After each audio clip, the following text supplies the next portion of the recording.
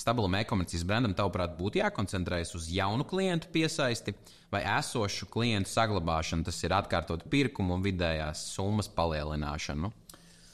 Jāizvēlas vai? Nē, tā nav jāizvēlas. Vienkārši varbūt tam jautājumam var atkal no diviem aspektiem pieiet. Ir kaut kādas situācijas, kad viens vai otrs ir skaidrs, ka jaunam uzņēmumam ir tas customer acquisition posms, kur viņam ir aktīvi jāaudzē ļoti tā jauda, un tu nevari vienkārši plest nekādu vidējo summu, jo tev nav no kā.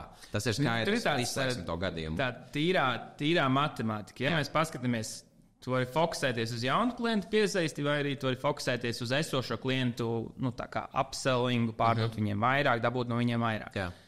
Esošie klienti, viņiem ir tā saucamais lifetime value, jeb tā vērtība, ko tu no viņiem vidēji dabūsi ārā.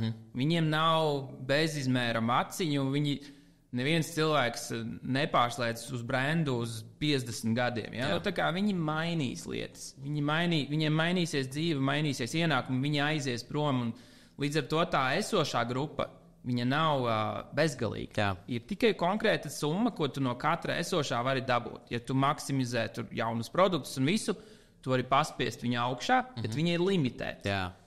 Un ar laiku tev viņa beigsies. Līdz ar to, kas notiek biznesam, kurš nefokusēs uz jauniem klientiem, kuri tikai apstrādā vecos. Viņiem ar katru gadu tas apjoms drusku samazinās, varbūt palielinās, ja viņi izdomā labus produktus, bet viņš kaut kādā brīdī apstāsies, jo klienti aiziet projām. Tu nekad nevari visus klientus noturēt. Un tāpēc ir super svarīgi vest iekšā jaunus klientus. Visu laiku audzēt savu to klientu bāzi, un lai uzņēmums augtu, principā tev ir jādabū vairāk jauni klienti nekā veci aiziet projām. Jā. Tā ļoti vienkārši. Tev tā bāze aug un attīstās, un ja tu vēl spied augšā to limitu, ko tu no esošiem dabū, tad biznesa aug no diviem aspektiem. Ir jaunie klienti un esošie. Un vēl viena svarīga nianse ir tajā, ka jaunus klientus piesaistīt ļoti dārgi. Reizēm tu pat nevari nopelnīt naudu uz to. Tas ir kaut kādos ļoti augstas konkurences produktos. Ir lieli uzņēmumi, kuri piesaista klientu ar milzīgiem zaudējumiem. Jā.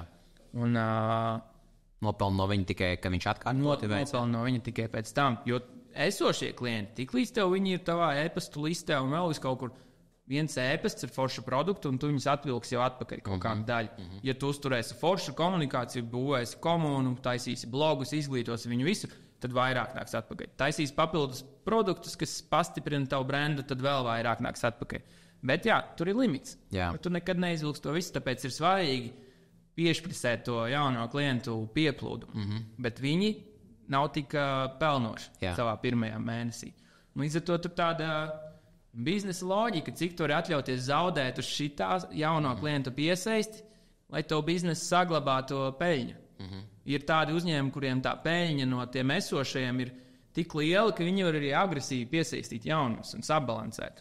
Jā. Un tā kā tur tāds balans un noteikti vajag par abiem domāt. Noteikti vajag par abiem, jo šis ir tas, kas taisa īsto peļņu, tā tad esošie klienti. Un jaunie klienti tie, kas taisa nākotnes izaugsmu.